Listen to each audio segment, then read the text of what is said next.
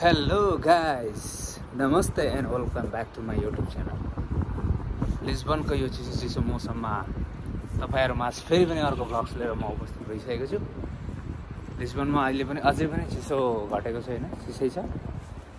पानी पर्ने मौसम, घरिघरि पानी परिरहेको छ। यो हप्ता त अत्याधिक पानी पनि छ, धेरै ठुलो नभए पनि सानसानो भए पनि।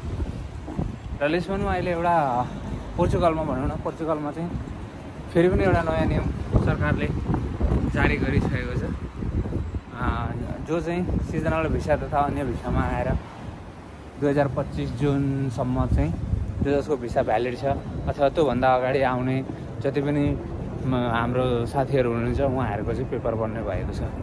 जो चाहिँ धेरैभन्दा धेरै पछिल्लो समय सिजनल भिसामा नेपालबाट आएर पनि यहाँ सोसलहरू नबन्ने होइन, 5 लक बन्द भएपछिको केसहरूमा चाहिँ यहाँ सोसलहरू बन्द नभएर अब कार्डको लागि प्रोसेस नहुने भन्ने कुरा सुनेको थियो।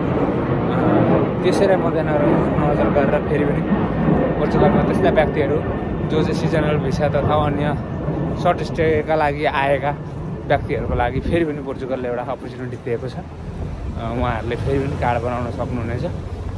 अहिले पोर्चुगलमा यस्तै नयाँ नियमहरू आइरहन्छ। सम्भवतः तपाईँले सुन्नु पनि भएको होला, युरोपियन मुलुकहरू मध्येकै सबैभन्दा बढी नियम चेन्ज हुने राष्ट्रमा पर्छ पोर्चुगल। किन यहाँ चाहिँ नियमहरू एकदम चेन्ज भइरहन्छ, महिनामै चेन्ज हुन्छ होइन। जुन हामी यहाँ बस्ने रेसिडेन्सी कार्ड लिने, पासपोर्ट लिने जुन हामी आशा भरोसामा यहाँ बसेका छौँ अथवा दुःख गरेका छौँ, त्यो भोलिका दिनमा के हुन्छ भन्ने कुनै पनि भरोसा छैन यहाँको। किनभने जतिखेर पनि यहाँ चाहिँ तपाईँको त्यो नियमलाई खारेज गरिदिएर चाहिँ अर्को नयाँ नियम पनि ल्याउन सक्छ। त्यो भएकोले गर्दाखेरि अहिलेको सबैभन्दा बढी नियम चेन्ज हुने युरोपियन कन्ट्रीहरूमा पोर्चुगल पनि पर्दछ भने यहाँ चाहिँ फेरि पनि चुनाव हुँदैछ। अबको मेमा चुनाव हुँदैछ। यहाँको चाहिँ सरकार ढलिसकेको छ, जुन सरकार थियो त्यो सरकार चाहिँ यहाँको ढलिसकेको छ। अब फेरि पनि चुनाव हुँदैछ। 3 वर्षको अन्तरालमा पोर्चुगलमा 3 चोटि नै त्यो चुनाव हुँदैछ होइन। यो तेस्रो चुनाव हो। लगभग अहिलेभन्दा 1.5 वर्ष अगाडि, त्यतिखेर म रोमानियामै थिएँ, त्यतिखेर पनि यहाँ चुनाव भएको थियो भने अब यो पालि पनि फेरि पनि मेमा चुनाव हुँदैछ, जसमा चाहिँ एउटा नयाँ पार्टी सेगा भन्ने पार्टी, जो चाहिँ आप्रवासी चाहिँ धेर भए हाम्रो आप्रवासीको विरुद्धमा भनौँ न, जुन उसको मेन एजेन्डा लिएर चाहिँ ऊ चुनावमा होमिएको थियो गत वर्ष भने। अब यो वर्ष पनि उसको मुद्दा जारी नै छ।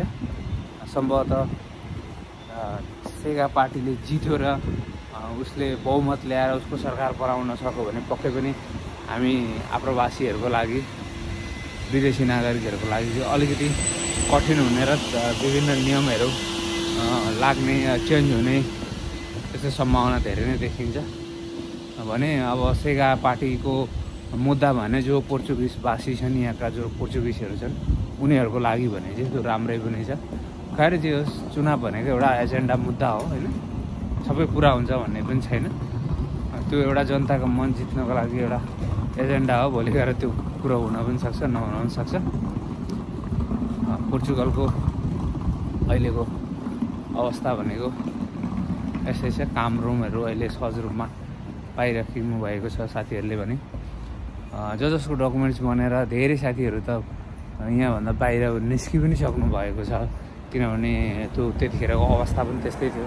यहाँ डकुमेन्ट्स नबन्ने, धेरै खर्च लाएर विभिन्न ठाउँबाट आइसकेपछि निस्किनु पर्ने पनि हुन्थ्यो भन्ने धेरै साथीहरू त स्पेन जानुभयो।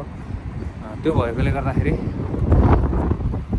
यदि तपाईँ यहाँभन्दा बाहिर हुनुहुन्छ, कुनै पनि त्यस्तो भिसामा भएको थियो जसको चाहिँ जो 2024 जुनभन्दा अगाडि आउनेहरूलाई त एउटा फर्म भरेर त्यो चाहिँ तपाईँको बनाउन मिल्ने, रेसिडेन्सी कार्ड गर्न मिल्ने भनेर पहिले नै जारी गरेको थियो भने अहिले चाहिँ फेरि पनि जसको चाहिँ भिसा सिजनल भिसाहरूमा यस्तोमा आउने साथीहरूको लागि भने अहिले फेरि पनि पोर्चुगलले त्यो अपर्च्युनिटी दिइसकेको छ। यदि तपाईँ पनि त्यो क्याटेगोरीभित्र पर्नुहुन्छ, तपाईँ सिजनल भिसामा आएर तपाईँको पेपरहरू बनिएको छैन भने अब फेरि एउटा पेपर बनिने एउटा चान्स चाहिँ छ। त्यो भएर तपाईँहरू जहाँ हुनुहुन्छ आफ्नो पेपर वर्कलाई अगाडि बढाउनु होला। आफूले जान्नु भएन भने लयर थ्रु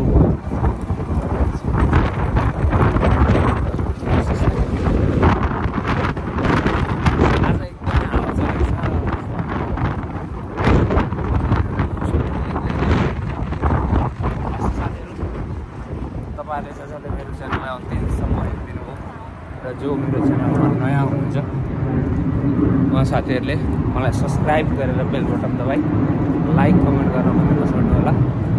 तपाईँहरू जहाँ जहाँ हुनुहुन्छ स्वस्थ रहनुहोस्, व्यस्त रहनुहोस्। हस्त जय नेपाल।